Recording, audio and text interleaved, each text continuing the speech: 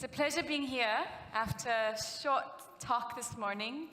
My first time speaking in the native country since years. I'm sorry I'm speaking in English. All my professional life has been in English. And today we'll speak about where futures happen. There is no one future, only possible futures. There are no answers, only choices. I'm seen as a futurist, so whenever anybody finds out what I do, they always want to ask me, what is the future, or this or that, whatever is that person's discipline or area of work or life. But there is no one answer, there's no one scenario, there are only possibilities. So instead of telling and prescribing what is going to happen, I like to think of potential of things. Now, to understand that potential, it's important to do very in-depth research everywhere, not just in Silicon Valley, New York, and Tokyo, but all over the world. It's important to discern and streamline these trends and see where things could be going. But more important than anything for me is to really think how we could shape these futures towards something that hopefully could be more positive, more constructive, more embracing, and more inclusive. And so it really goes back to these choices that we are making today and every day. Ideas have impact. It all starts in our head. Where the futures happen, they happen in our head, in our mind first. What are we most affected by? How our ideas are shaped so much more than by anything else, it's by the media. Media, I believe, is the modern day mythology. It builds the foundation of our civilization, informs policies for generations to come, as well as our value systems. We're not yet here, we do not have yet brain-computer interface deployed on a mass market level. We're still, VR, AR, MR is at a very janky level. We do not have lenses yet. Digital reality and physical are still distinguishable one from each other. Yet the media affects and biases us in ways that we're just beginning to understand. Targeted misinformation, cyber warfare in that area is one of the most potent areas of discussion. People getting lost in the streams of alternative narratives and alternative facts is one of the most urgent areas for us to tap into. What I work in, though, is science fiction world design.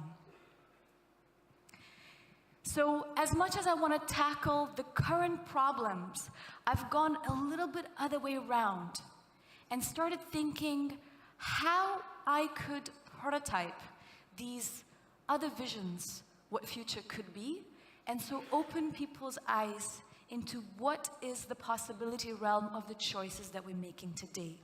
Here, I will paraphrase Nnedi Okorafor, who said that science fiction writing, literature, is the most powerful form of political writing. For me, science fiction world design is one of the most powerful forms of political imaging.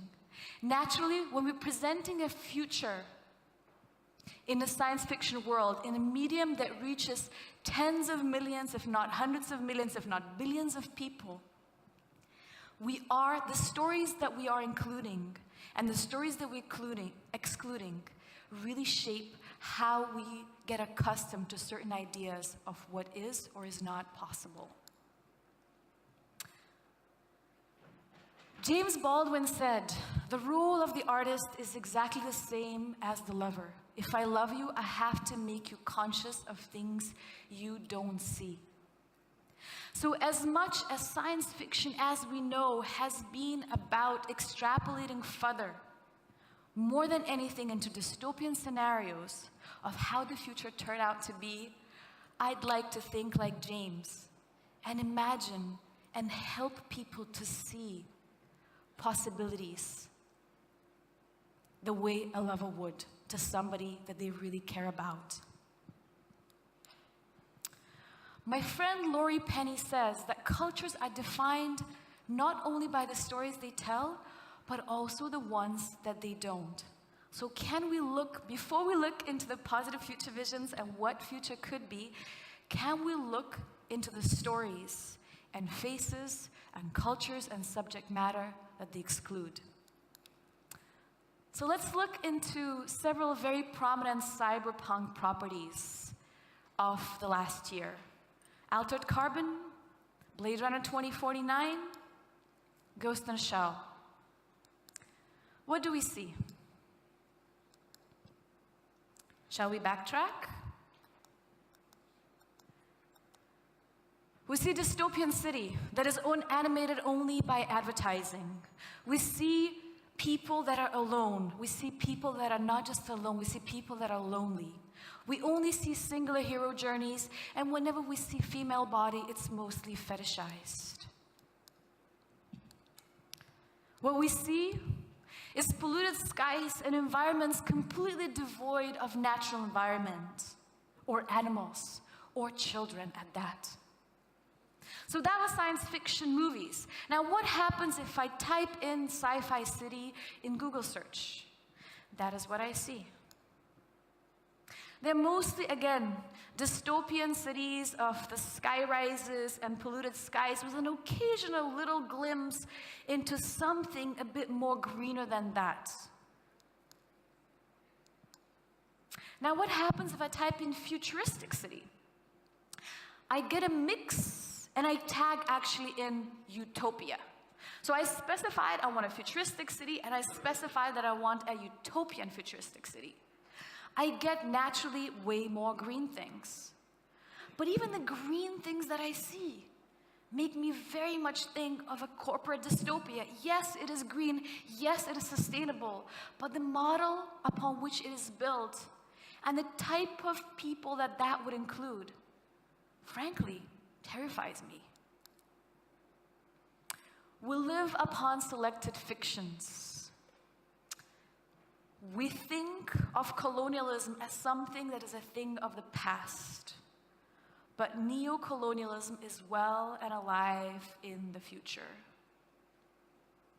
We see these stereotypes being perpetuated into our future imagery. And the ones that create them often will say, yes, but I am denouncing them. However, if we can imagine intergalactic space travel, yet our society is still racist, misogynist, xenophobic, what is that about? How come we can imagine all these incredible, magical technologies, yet we cannot see how we as people could evolve? So I'd like to go point by point. What do these dystopias lack? Number one, diversity, of course. Diversity, not just of cultures and backgrounds. Diversity, not just of gender, but also the one of abilities. Toby opened today his talk with how some of the most interesting innovation is happening on the African continent. Myself, I'm continuously stunned how somebody like me, somebody that is living very much in the present moment, still happens to be seen as more futuristic than almost any sci-fi heroines. Let's talk about the families. Today, gay marriage is legal in most of the developed world. We're thinking of co-parenting. Trans people are finally gaining their rights. We imagine all these new family configurations, and gender really exists in a spectrum. Yet when do we see that being represented? Why are we so stuck on your alpha male hero and an objectified female heroine? There's something that came up on a screen. Could we? Yep, thank you. Point number two, community narratives. Again, we continuously see future as something that is changed by a singular hero. One hero, mostly a man, is always saving the world in that future tense. If any of us have any reason at all, we know that one man or one woman at that, or one group of people will never save the world. One person can make the world much worse of a place, but will never save it. It's so important that we start telling stories and journeys of community. In the future tense, we start telling the stories of people coming together beyond the barriers of generations, genders, cultures, disciplinary backgrounds. Because if we don't, then the reality of somebody like Donald Trump coming up on a podium and saying that he and only he alone can save America actually becomes a credible proposition to more than just a handful few. Values evolution. If you talk with any young people, you realize that to most of us, access is so much more important than ownership. If you talk to young people everywhere around the world, from South Africa to Brazil to Mexico City to India to Canada, you'll realize that there's almost a bit of a distaste towards the accumulation of stuff, and the emphasis is given to experiences and accumulation of knowledge. So how come, again, our future narratives are so centered around the imagination of libertarianism or late-stage capitalism? Environmental awareness. Again, all these future cities that we see show us the world of the sky rises and never the countryside. Now, I think we can imagine even better. We can imagine the urban design becoming enmeshed with the natural environment. We can imagine urban centers moving into the countryside and the nature coming in and embedding our cities. And that is actually happening today. For anybody in the fields of sustainability, we can name not tens, but hundreds of incredible initiatives that is connecting the urban design with nature in ways previously unseen, and sometimes in ways that we have forgotten and erased out of history. Another point, body reimagined and sensuality. We talk about replacement body parts, exoskeleton suits, brain computer interfaces, being able to modify your physical awareness. So how does that change us as people? How does it change the way we interact with each other, the way we are attracted by each other? How does it change what we consider beautiful? Can we have more imagination in that space? Ritual and spirituality. When I speak about that in the Western world, some people don't really understand the point. Why is that so important? However, whenever I will speak in Africa, Latin America, or India especially, where ritual and spirituality is such a significant part of people's life, there's always this aha moment. How come we never see that? How come we never see the way technology could actually be supporting these practices and changing these practices? And I'm not just talking about book religions as we know, but really spirituality in its broadest sense. And the last point, but definitely not least, in fact, that's the point that is dearest to me because it taps so much into where I come from and my own background. Creativity, youth, and street culture. Why the only creative intervention that we see is advertising? Whenever there's any holographic display, it's just another ad. Why the drones that can be used and are used today for some amazing purposes, including drone ballets or drone races, are never being seen used in such a way in sci-fi world design?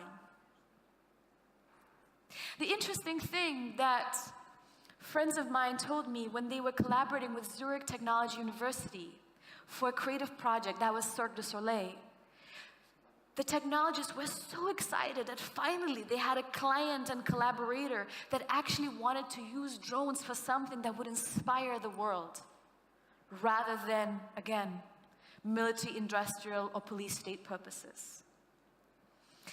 Remember those utopian futuristic cities that were green and sustainable, yet completely impersonal? Where is youth and street culture in them?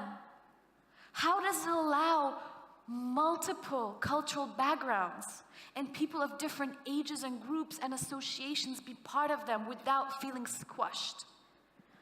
People see Star Trek as a utopian vision, yet some of it, true, is very positive in its imaginary.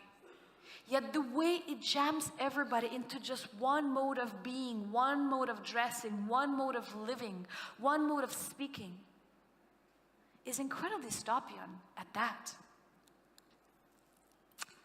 N.K. Jemisin says, never trust people who prefer the negative peace, which is the absence of conflict, over the positive peace, which is the presence of justice. Those people only want peace for some, not all. Justice for some, not all. This is a very political statement indeed, and I shifted from talking about science fiction world design and these imaginary worlds and fictions and entertainment to something incredibly political. But when we see Blade Runner 2049 and the action is set in the city of Los Angeles, of which almost half of the population is people of color, and yet all the lead characters in that story are white. And we see the writing in Hindi, in Korean, in Japanese, in Chinese, and people eating out of bento boxes and wearing Chinese dresses. Yet none of those people whose cultures have been appropriated are actually in that narrative, represented in any accurate way. What does it do in our subconscious mind? What do we think? Did these people die? Were they exterminated? Do they live in the ghettos? What happened? It might not happen in our conscious mind, but it affects us in how we see others and how we, again, otherize people that we do not think of as default. Representation matters. Why? Because the fictions we tell, if they are compelling at all, always bleed back into reality. I had incredible opportunity to work both with Alex McDowell, who did the production designer of Minority Report. There's something, sorry, the screen seems to be going off. I had the chance of working both with Alex McDowell, who did production design of Minority Report, and John Underkoffler, who did the tech concept design. And they've done incredible work with that piece. In some ways, they did not predict the future, they invented it. A little bit of an issue with that actually is, what future is it? Isn't it a police state surveillance dystopia? And how much do we want to use our talents and skills to fetishize something that would endanger the lives of the many of us? Another example. I just typed in, I was actually in Mexico. I was not in Lithuania, I was not in France. I typed in lips in Google. What do I see? I didn't type in lips with lipstick. I didn't type in white person's lips. I didn't type in female lips. I just typed in lips. What I see, again, is a fetishization of a white female body and exclusion of basically everybody else. And by everybody else here, I also mean the kids and women that do not wear lipsticks, and men, etc., etc., etc. Even on Pinterest, when I type in lips, it takes me scrolling about 9 pages to finally see the lips of Rihanna, which arguably are some of the hottest lips around. When I type in eyes, what do I see? I see a whole lot of blue and gray ice. How much of the world's population actually has blue and gray eyes? And why, again, we keep seeing something that is so biased? There's an incredible piece that questions the impact of colonialism and how, again, we need to start reckoning with histories that have been written by the winners for the benefit of actually all of us. So This is by Caius Bankole from amazing band Young Fathers. It's a piece shot in National Portrait Gallery. And what he asks is, does this mean I don't exist? Because I don't see a face like mine framed in gold hanging on a wall. Have you taken all the space, sucked out all the air, swallowed all the wine, taken the goodness from the earth, sweated the energy from my family's living essence, in order that you can live forever, edged in gold? Now, the setting of that particular piece is in National Portrait Gallery in Scotland. And these paintings, it was Van Dyck exhibition, are beautiful, of course, historically relevant, of course. But can we just admire the colors and the brushwork, or that architecture, or that particular legacy, without considering how those things came to be there? And I don't mean we should efface or erase them. I think we just need to add a layer of understanding and really remember what is the source of some of these things and what do these things serve. So naturally, this image here, we worked with Mexico City, and we're imagining Mexico City in 2030 and how creativity could transform that city, how creativity could transform urban design, urban development, and urban experience. Not just creatively and culturally, but also politically, technologically, and economically. And so naturally, when we did the first image that was supposed to open a set of other illustrations, we wanted to choose the eye and represent somebody that is actually from there. When we did the research to illustrate our project, we worked with people from all the different communities. And we went really in depth. And although I was the invited futurist, by no means I could pretend that I have the answers and I know what creativity there is going to be. I was there only as an equal parts collaborator that was sharing my knowledge whilst learning. I would say not even as much, but more. Nostalgia is poison. We cannot look back or hope to bring back things and make something great again. If you really look at the broader historical perspective, you understand things actually never were that great. The risks in the present moment in which we live are high. However, retrieving back into the past is not an option. We have to look at the history in order to understand what went wrong, or what things were interesting, and how they could be brought in a way that is timely into the future. But as much as nostalgia is poison and clouds our vision and doesn't allow us to see forward, I also say, fuck techno-fetishism. Innovation is not a gadget, innovation is not a thing, innovation is not a shiny new thing. Innovation is really, how are we changing our behavior in this world? Innovation is really about how we interact with each other. Technology is not a thing, it doesn't have an agency of its own. It's we, the people, that are making it. It's we, the people, that are programming it. It's we, the people, that are bringing our biases to it. AI is not going to solve our problems, nor blockchain will, nor VR is going to render us all empathetic. It's we, the people, that have to use technology as tools, as means. And we have to stop seeing it as this external thing, but rather just as an extension of our biology.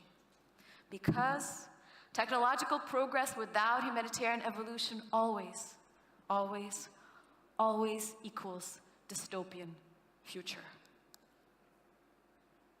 What is the real challenge today?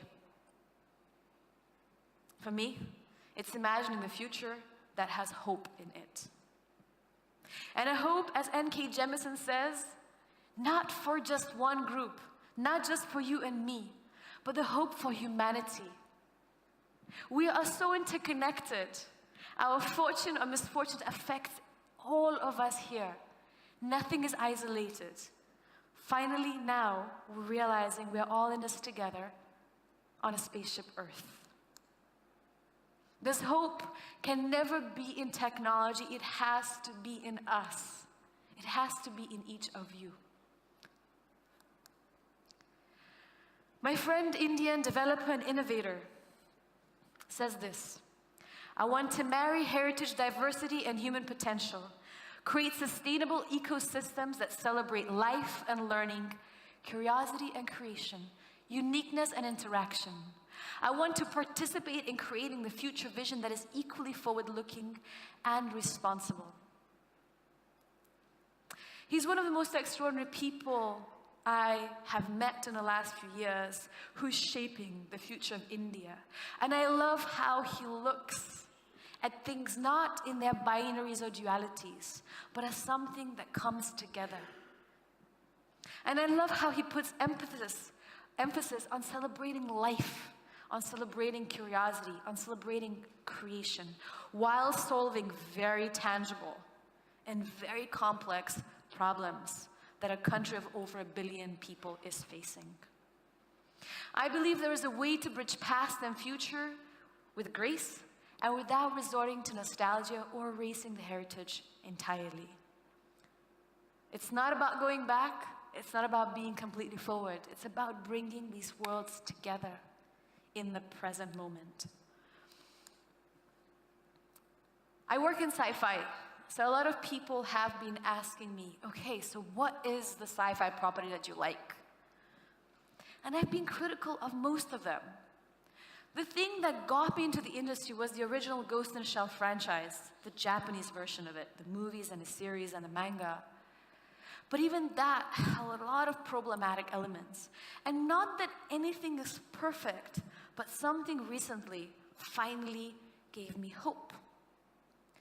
And that is a blockbuster. Marvel's Black Panther. It is not perfect by any means. We had an incredible conversation with my friend Jessica Nabongo the other day of all the issues that it still has within it.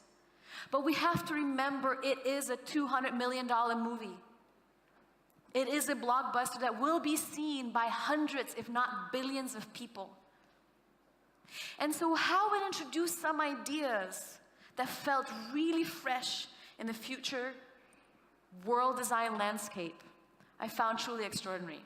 I'm a little biased. The production designer is also a friend of mine. So let's see what is special about this. We see the city with the skyscrapers, yes, but they're not your typical skyscrapers that we saw everywhere else. They're influenced by a whole different range of African architectures. You can recognize some of the Mali tower designs.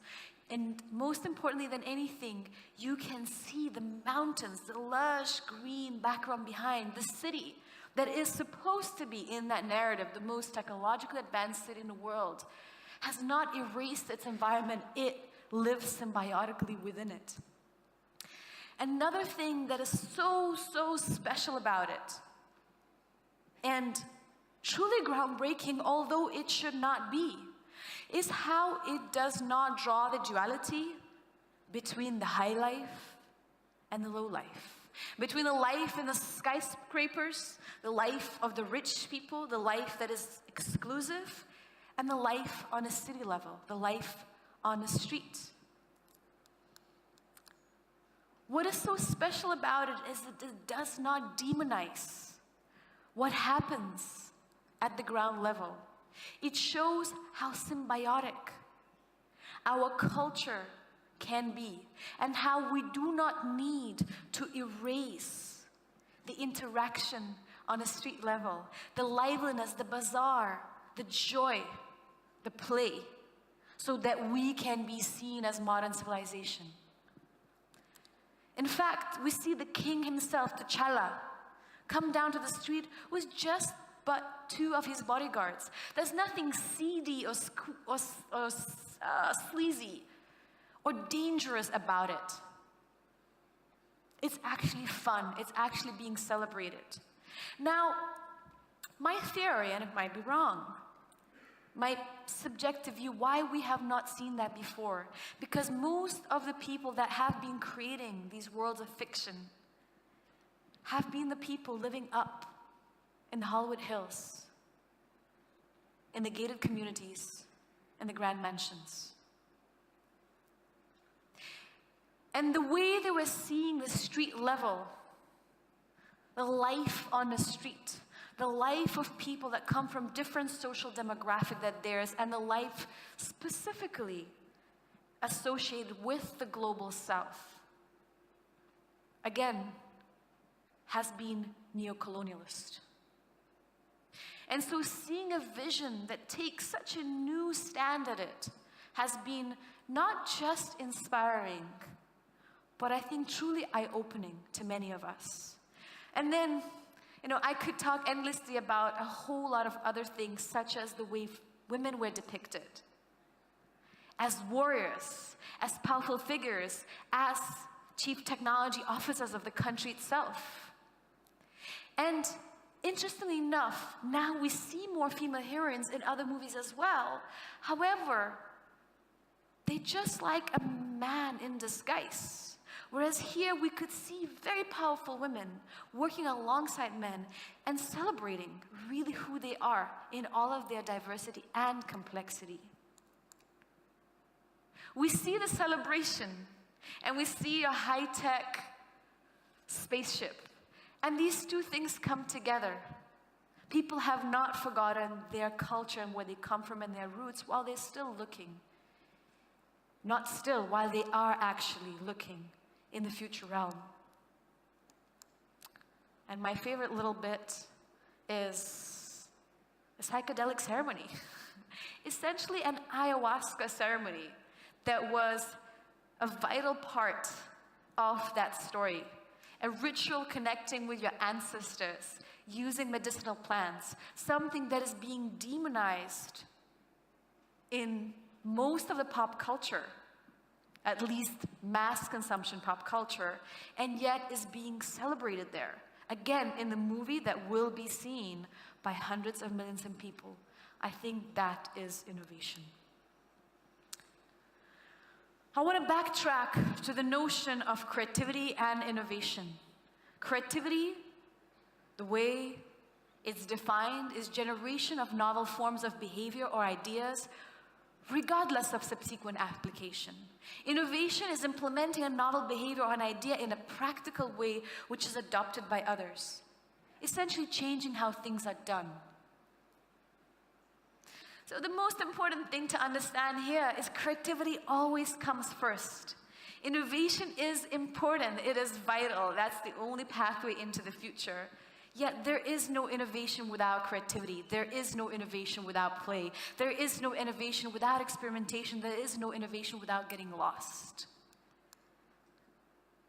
And so it brings us to this thought that creatives have a key role in designing tomorrow. So I happen to be one of the very few female futurists. I happen to be one of the very few millennials that is allowed to be a futurist and is invited and given a stage and actually paid for that. I am even fewer among the futurists that have non-academic, non-journalistic, non-scientific, non-technological background. In fact, I started as a creative. Of course, I do spend so much of my time at the bleeding edge of science and technology. Of course, I am a nerd. But for the longest time, the fact that I was not, at the very beginning, from the background of science and technology, made me feel that I do not have the seat at the table. Made me feel that I cannot offer some kind of proactive contributions to the conversations of what the future can be. But that was just completely false. So please, see how in everything that you do, you can embrace the creativity, because that is a way of being a futurist too. We've reached a point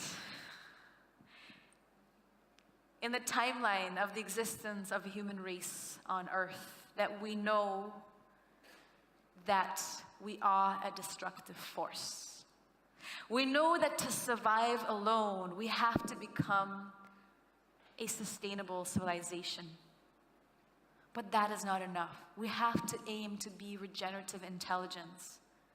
And it will only happen if we make this equation of smart future plus creative future. And that's the only way to arrive at regenerative future. And how do we actually do that? What is that shared reality? How we could shift from this notion of virtual reality to shared reality. As Audrey Tang says, from machine learning to collaborative learning, from user experience to human experience. It's by opening our imagination to what future can be. Now, this imagination has to become an active conversation.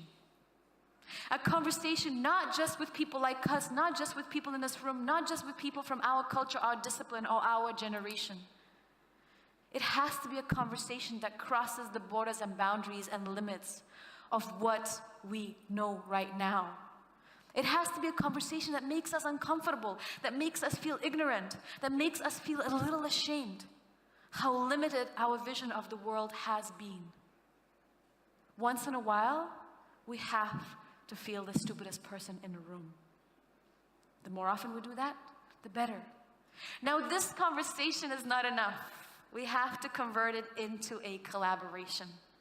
We actually have to do things together. We actually have to build bridges. And what do we do that for? Not just to build more stuff. We have to do that towards the paradigm shift, towards transformation, towards behavioral change, because that is the only thing that truly is what innovation is about.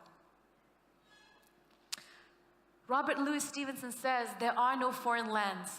It is the traveler only who is foreign." There is no other. There is no different.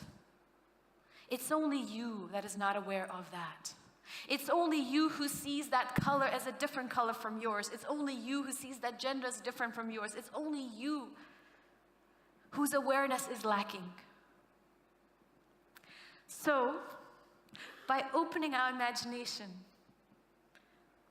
kicking off the conversations, and starting the collaborations, how could we become less of the foreigners in the land that the future is?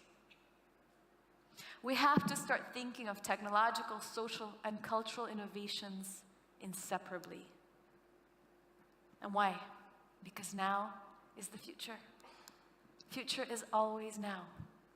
It's all these choices that we are making today. It's all these choices that you will make today when you leave this room. Who you will talk with, who you will choose to follow on Twitter, what media you will choose to share or support. And it's not just actions that matter, it's also our inaction, it's also our apathy, it's also our thinking that somebody else will do that. The scope of our reality is defined by the scope of our dreams. What do I dream of? I dream of futures that are post-gender, post-race, post-nation state. Now that seems pretty radical, right? That might seem even scary to some people. What I mean by that is not a future that we have no more gender in, or no more cultures as we know, or no more nation states. What I mean is that we should not be defined by something that is not of our choosing, something that we are born into, but actually by who we are, how we behave, and our actions. A very popular tagline, "Future is female." And as much as I want to support my fellow incredible women, and as much as I feel that nothing has been as defining for me in the last couple of years as feeling of this growing global sisterhood, for me, future is not female. Future is the spectrum. Future is not just in Africa. Future is not in China. Future is everywhere. Future is in between. Future is in the world beyond these binaries and antagonism. Future is in the conversation. Future is not in competition. Future is not becoming the best at something. Future is in us learning how to collaborate with each other. I dream of a future where cultures can merge in ways not predefined and create new languages, where we're not blaming somebody because they use this or other foreign word. I dream of futures on the other side of impossibility. I dream of a future of a paradigm shift. So my question to you, for the end of the day today, and hopefully for a week, and hopefully for this month, and I hope for this year, and maybe even for your lifetime of work, is what is the future you dream? And how you're acting upon it. But before that, there's one even more important question. What is the future that we can dream together? Thank you.